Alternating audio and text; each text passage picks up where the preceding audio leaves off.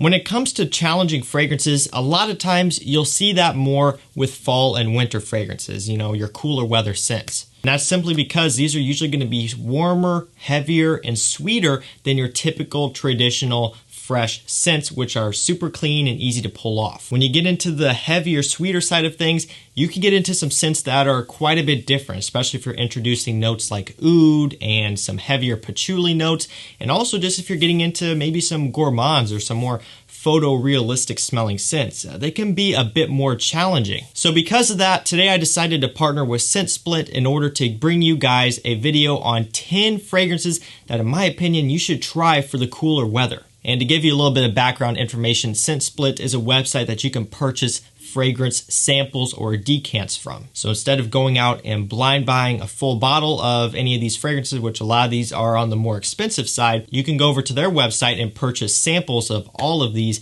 That way you can try them first and then decide if you want to purchase it. ScentSplit's been around for a while now. I believe they're one of the biggest decant or sample websites in the community, and they have a very wide selection. Like, I was impressed to see that they had all of the fragrances in this list available and ready to go in order to do this video. And again, some of these are a little bit farther out there than others. So if you're wanting to pick up some samples of any of these fragrances today or just anything else in general, I will link all of these down below to take you to ScentSplit and also just to their official website. So if you have anything in mind that wasn't in this video, chances are they're going to have it over there. Go over there, check it out, show them some support because they're a great company, very nice to work with, and again, their selection is crazy. If you guys like videos like this, make sure you get subscribed to the channel down below, and also go give me a follow on Instagram, Chaos Fragrances, just so you can kind of keep up with me there as well. Let's not waste any more time. Let's get into it. First fragrance up, we have what is quite possibly one of my favorite fragrances of all time. Now, this is one that I've smelled a couple years ago from a sample, and I loved it. I instantly fell in love. Like, it brought back, not memories, but it brought, I guess, kind of this imagery into my head of fall, really, of fall and winter, of cooler weather, and just, I don't know, there's something about this fragrance that is sentimental to me. It's kind of nostalgic to me in a way. This is from the house of Kilian Paris. This is Apple Brandy. Now this, like I said, one of my personal favorites, not only from Kilian, but just right now, one of my favorites in my entire collection.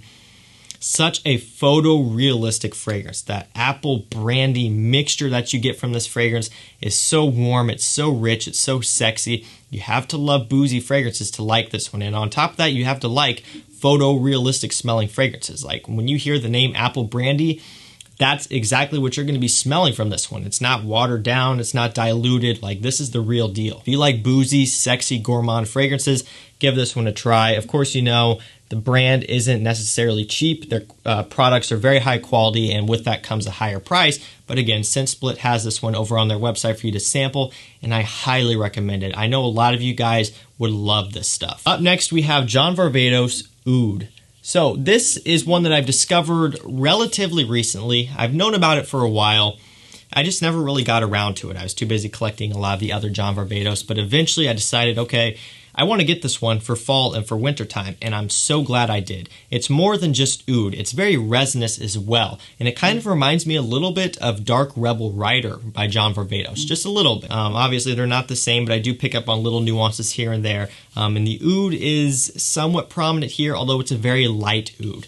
This, in my opinion, is one of the better ones from Varvatos. I think it's very creative. I think it's very well done, and it's a little bit more expensive as well compared to the others. I mean, I think you can get it for around $50, $60 online, but do keep in mind it is a bit more daring, which is why I recommend perhaps trying a sample of it first. It's definitely worth giving a shot though. Varvatos Oud, this is a fantastic one for the cool weather.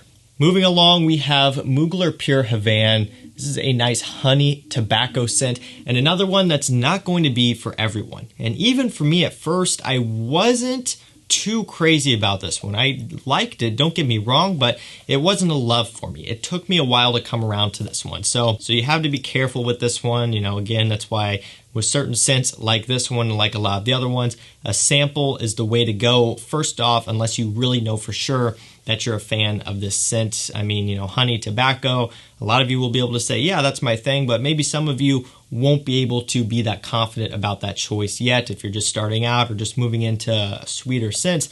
This is a really nice one though, very high quality from the House of Mugler, and another great one to have around. Following that, we have a fragrance from Nasomato. This one is Pardon.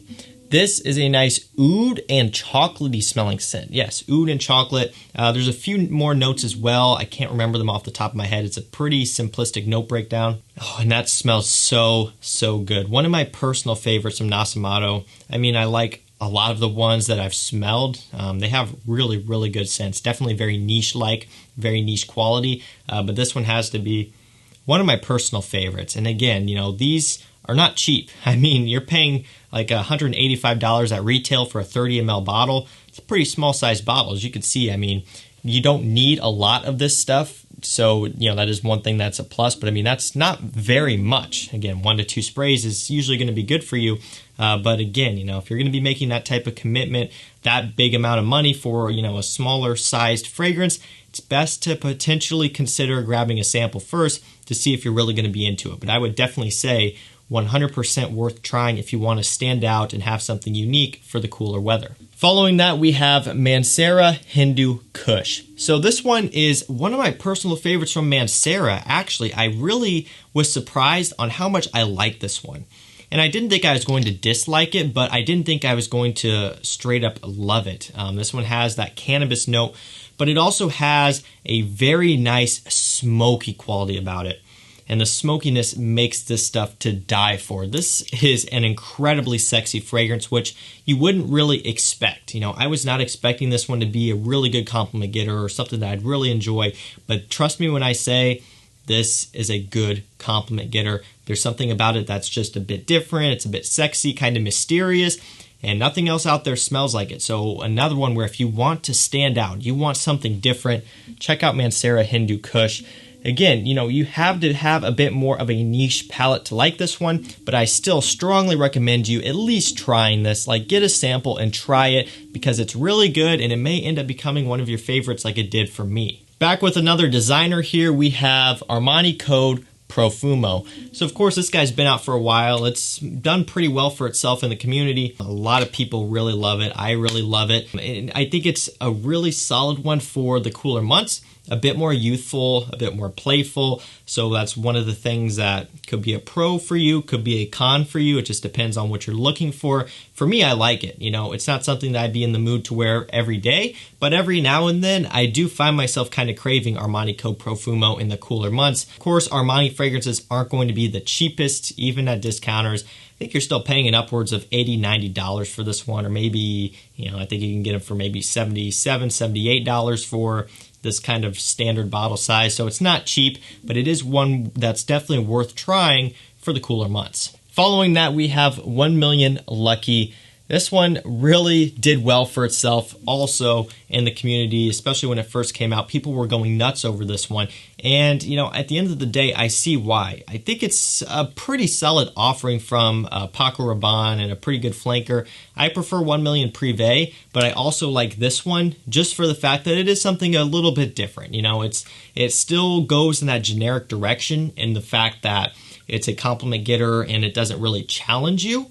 But at the same time, even though it's not challenging, it is different. You know, nothing else really smells like it. It's just safe, right? It's a safe fragrance, but it's different than a lot of the other safe fragrances out there, which I think is worth something. If you want something wearable, good performance, good compliments, give this one a shot. Following that, we have a Spice Bomb Eau de Toilette, this big 150 ml bottle here. This thing is ridiculous, but I finished up, or at least almost finished up, my 100 ml, or I think it's like a 90 ml bottle of the original Spice Bomb.